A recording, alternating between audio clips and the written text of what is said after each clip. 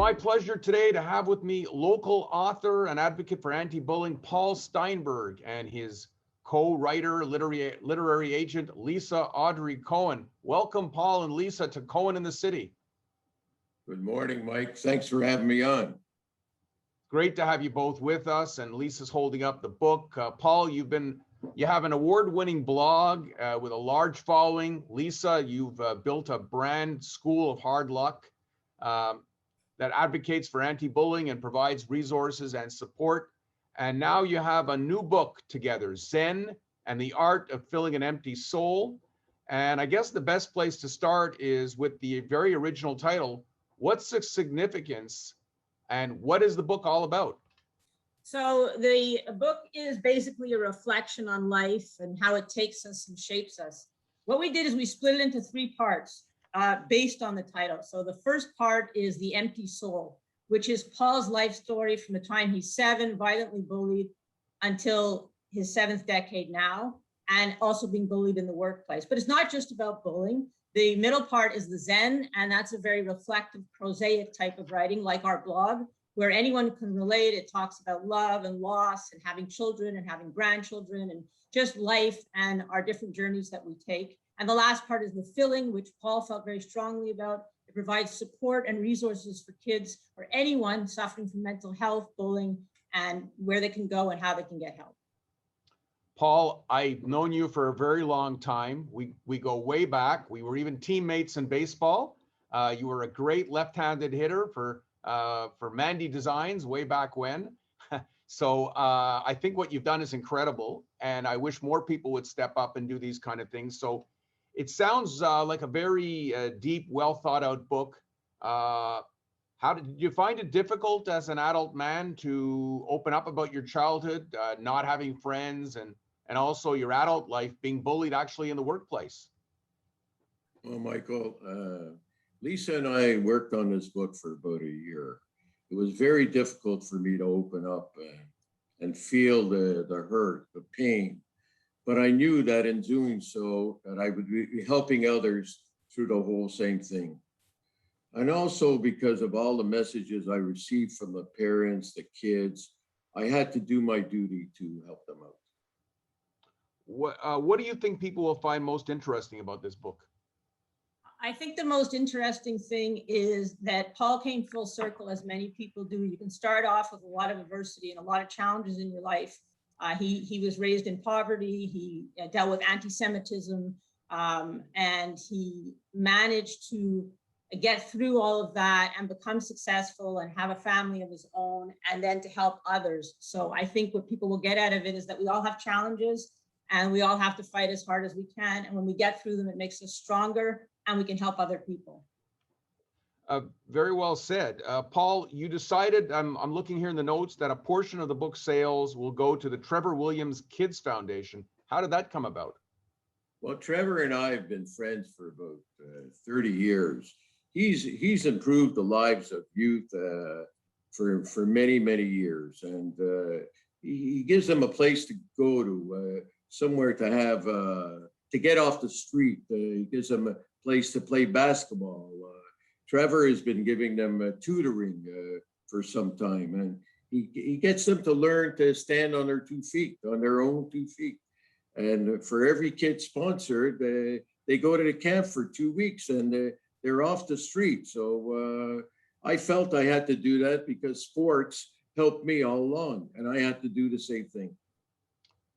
Where can people get a copy of this book?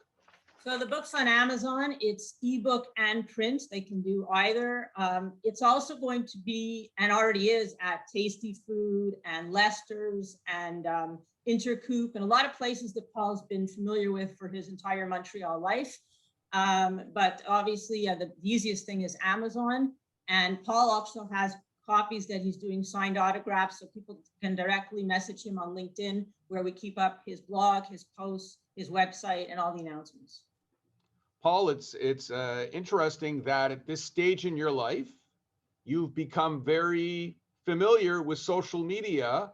I bet a couple of years ago, you didn't know what a blog was, what LinkedIn was, what Facebook was, and now you're out there getting your message out. Mike, I learned the past 10 years changed me. I became a different person, a new person. And I wanted to help. First of all, I wanted to learn. I wanted to be a little more educated, and I wanted to help others. It's for 5 years, I went out and helped Dans la Rue. I was out there feeding the homeless, so I did that. I mean, Trevor, anytime he calls me, I'm there. So I'm always there for any of them at any particular time. And I wanted to learn. I wanted to be more educated.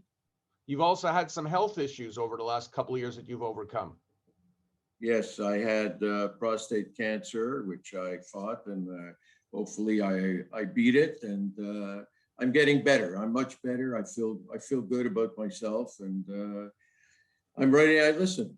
I became a writer, and hopefully I'll write another book. You're still working. You've been working in the car business for how many years now? I've been working at Silver Star Mercedes-Benz on the carry for the past 31 years. Wow, 31 already. Wow. I mean, I would think that you could write a great book of what it's like to sell high-end cars. There must be a lot of interesting stories there. Yes, there is. Oh, yeah. That's an education by itself. People learn the value of the customers that come in, and the way they act, the way things that they want. Everybody wants a deal. They think that everybody wants to get a deal.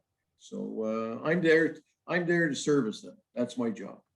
Now, Lisa, you've worked with Paul for many years. You've worked with him on this project.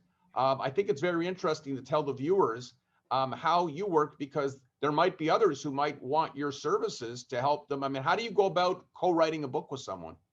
Well, basically, I ghostwrite or co-write the memoirs. It's up to the client. In Paul's case, he agreed that I would be shown as an author and a co-writer. But the first place I start is people contact me and they want to write their life stories, but they don't always have the concept. They don't have the ability to do the social media, the blog. They don't know how to publish. They don't know how to get an ISBN. There's so many things that go into writing and making a book.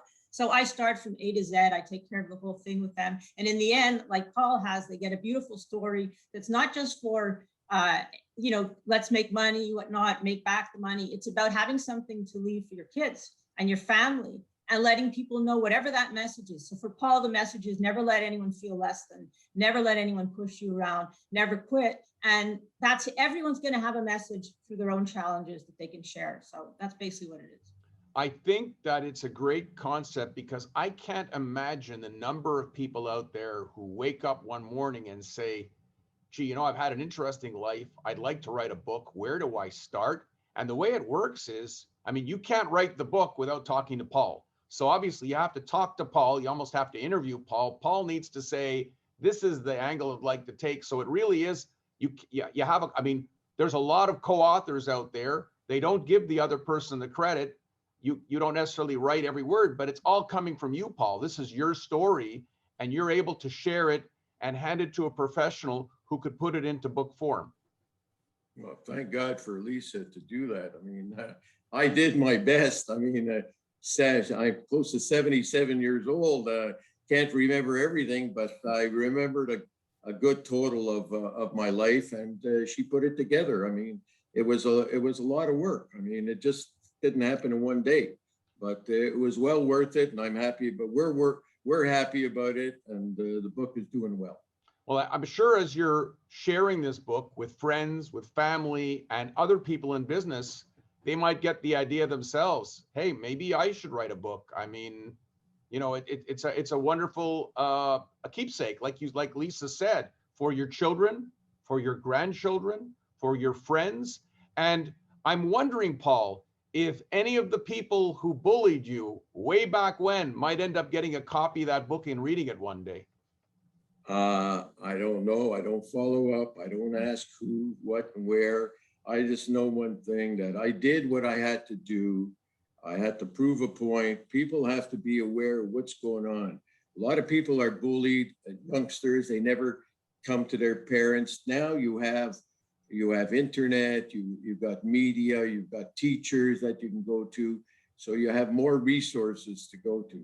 Later on in life, getting bullied in the workplace, I stood up. I wasn't afraid. I stood up, and I believe that I won.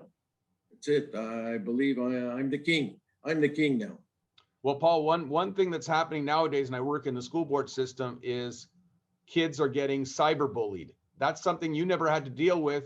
That's something at 77, even though you're new on the internet, I hope you never have to deal with, but kids get bullied on Facebook, via email. So there's a whole new thing going out there, and I'm sure we're going to see a lot about it. So Paul, my final question is, what's your next project? My next project, I believe I hope to write a children's book, but right now I'm busy with my brand, Mike, and I'm going to find a time. I'm going to try and find a time to write a book for the young kids to be aware of. I mean, everybody's got to speak up, and I'm going to make them aware to speak up. All right, well, listen, I want to congratulate you both. It's a great project. And hold up the book one more time, please. I know, Paul, and you're devoted Montreal Expos. And one day, Paul, you'll be there with new season tickets when the Expos return to Montreal. I hope they come back. I'm looking forward. That's it. And all the players will come and buy their cars from you. Well, that I hope so too. All right, Paul Steinberg, Lisa Audrey Cohen, thank you for joining me and good luck. Thanks, Thank Mike. you very much. Thank you for having us.